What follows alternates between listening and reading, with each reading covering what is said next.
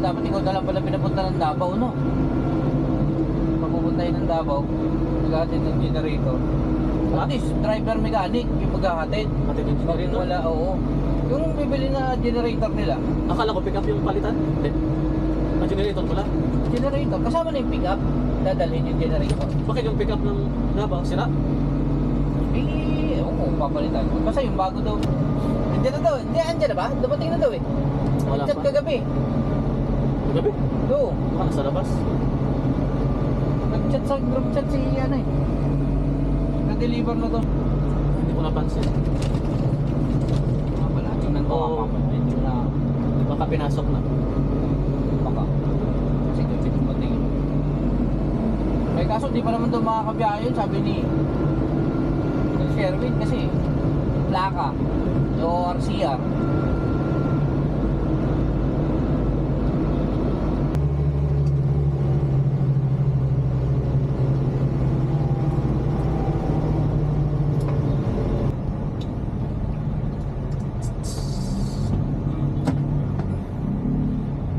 Ito yun, dito ko saan lalabas eh. Cavitex. Yung? Yung pinapakita ng mapa kaninang isa. Oo. Pwede rin dito. Kaso mag sa C5 Express. Ano nga?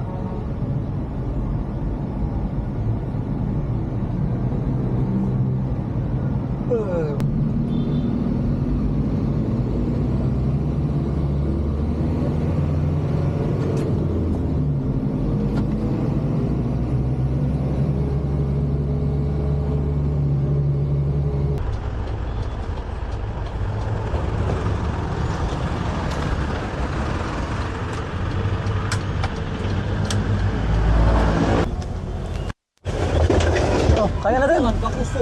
Kahoy kasi yun eh. Oo, magalit yun eh.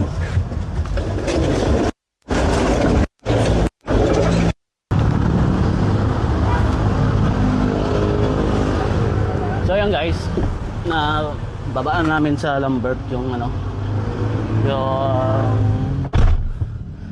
karga namin. Puro pala yung gulong ng truck at saka gulong ng pickup. So balik kami kaagad alas 8. So buti na lang hindi matraffic. At buti na lang ngayon ko talaga hinatid, hindi kahapon. Mahirapan sana tayo kahapon. Masyadong matraffic. So balik tayo ng Carmona. I-search na naman natin Carmona. Paano ba to? So yan.